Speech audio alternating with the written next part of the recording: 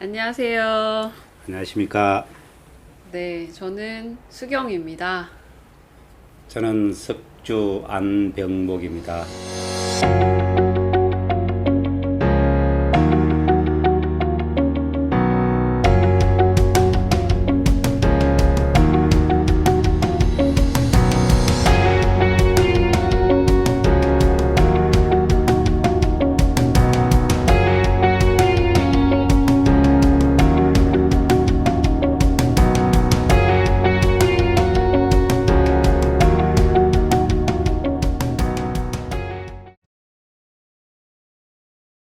네, 오늘은 배첩 장인이신 석주 안병목 선생님과 함께 인터뷰를 해보려고 하는데요.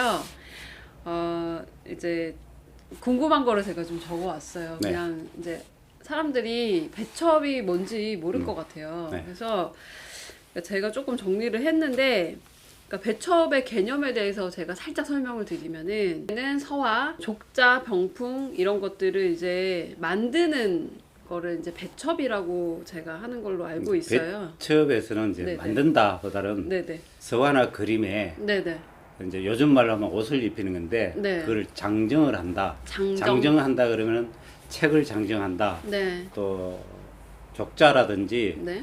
또 평풍이라든지 네. 이런 거는 그림 가에다가 네. 이제 휘장을 하는 거죠. 휘장 아, 잘 입히는 네네. 거지. 네. 음. 그래서 이제 그런 거를 배첩이라고 하는군요. 그렇죠. 네.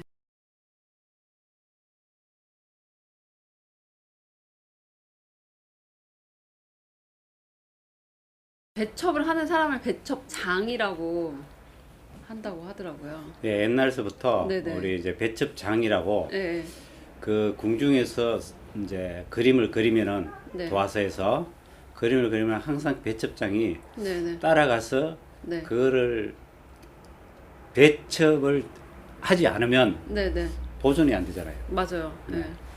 그래서 그 보존 역할을 하기 위해서는 반드시 배첩을 해야 되고 네. 종이라든지 또 네. 저기 비단이라든지 또 네. 삼배라든지 이런 데서 옛날에 이제 그림을 많이 그렸었는데 네네. 그걸 그대로 두면은 보존이 되지 않고 네. 또 그린 상태가 무슨 습기라든지 온도라든지 이런 쪽에서 네. 이제 견딜라 그러면은 반드시 배첩을 해서 보관을 네. 해야 된다라고 이제 우리 네. 선생님한테 그래서 배웠습니다. 네.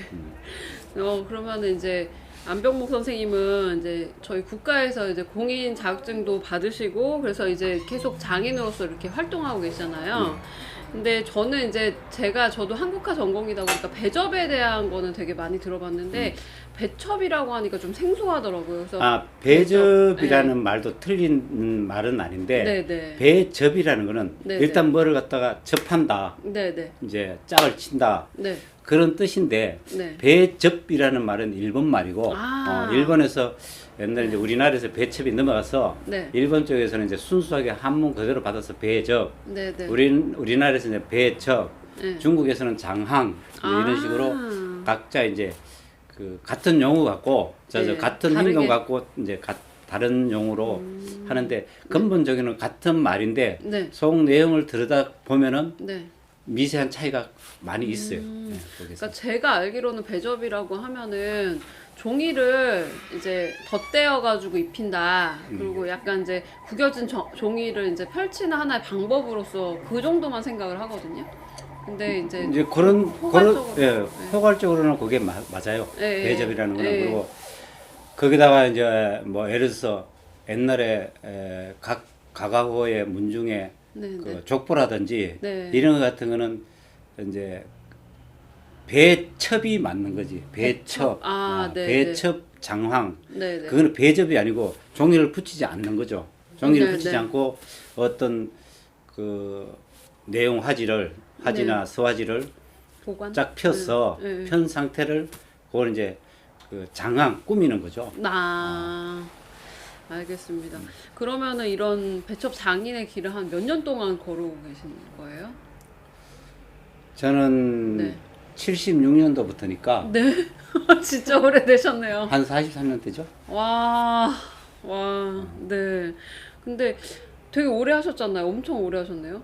예, 예. 그러면은 어떤 계기로 그거를 하게 되신 건지 좀 궁금해요. 옛날에는 어떤 예. 계기가 아니고 예. 이제 시골에서 이제 뭐 고등학교 졸업하고 네. 서울에 올라오면은 네. 먹고 재워주는 집이 최고 좋은 직장이었어요. 네, 맞아요. 옛날에. 그리고 먹고 재워준다.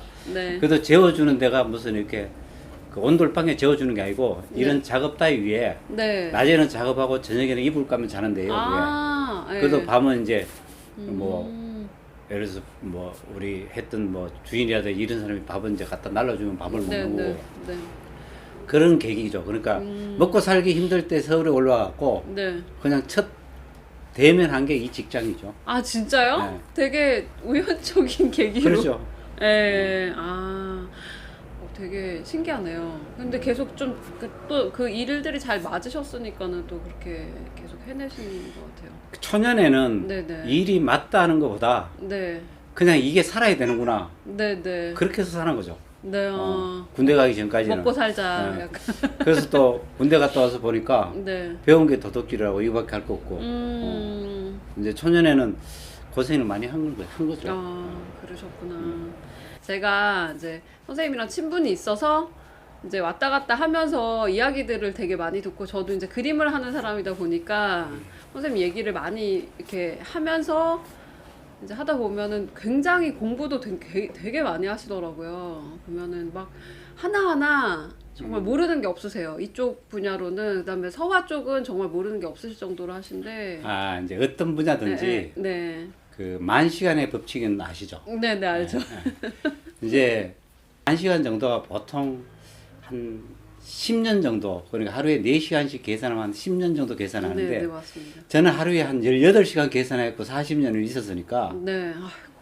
그냥 뭐 아는 거지만 네. 또 다행히 우리 중간에 이제 우리 정식으로 우리 공중 이 배척을 배우는 시기가 네. 그 중요 무형문화재 102호 김표영 선생이라고 네, 네. 그분한테서 우리가 또 사사받은 홍정인 선생님한테 네, 네. 이제 계보로 배웠었으니까 아, 네. 그런 용어라든지 또 일하면서도 네. 항상 궁금하잖아요. 그림에 맞아요. 대해서. 사실 네, 저도 또 우리가 문화재를 수리한다 그러면은 개국 공신을 문화재 수리를 하려면은 그 정탁 선비에 대해서 우리가 네. 공부를 해야 되잖아요. 아, 네. 그러니까 이거는 몇 년도 개국이다 그러면 그때는 섬유질이 어떻고 그때는 종이질이 어떻고 이런 걸 공부를 분명히 하고 문화재를 수리를 해야 되는데 네. 그게 이제 일반적으로는 그런 게 공부를 하지 않고 수리를 하기 때문에 이제 엉터리가 네. 되는 거죠. 그쵸. 예.